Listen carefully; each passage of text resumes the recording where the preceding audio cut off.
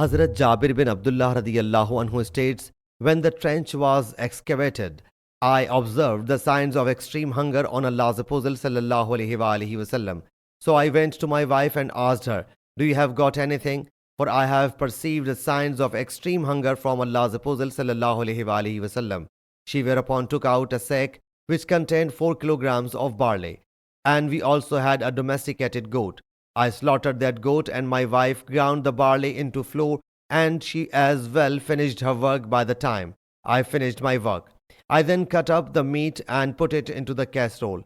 When I was about to go to Allah's Apostle sallallahu alaihi wasallam, my wife said, do not let me suffer obloquy before Allah's Apostle sallallahu alaihi wasallam and his companions.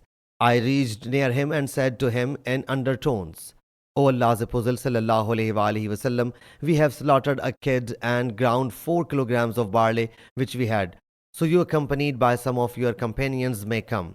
Allah's Apostle sallallahu alaihi wasallam said aloud, O the people of Trench, Jabir has arranged a feast for you.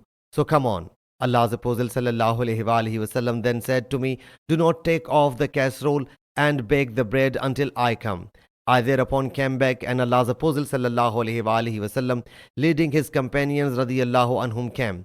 I went to my wife. She whereupon said, you will face disgrace and ignominy. I said, I did what you had asked me to do.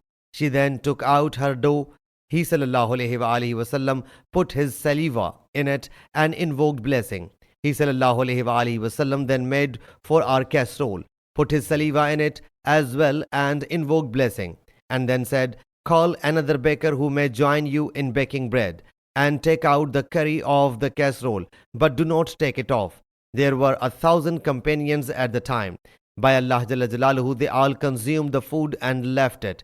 When they went back, our casserole was simmering as before, and our dough was also as much as it was before. And the hawk said, loaves were being prepared from it in the same way. Sahih Muslim Hadith number 5283.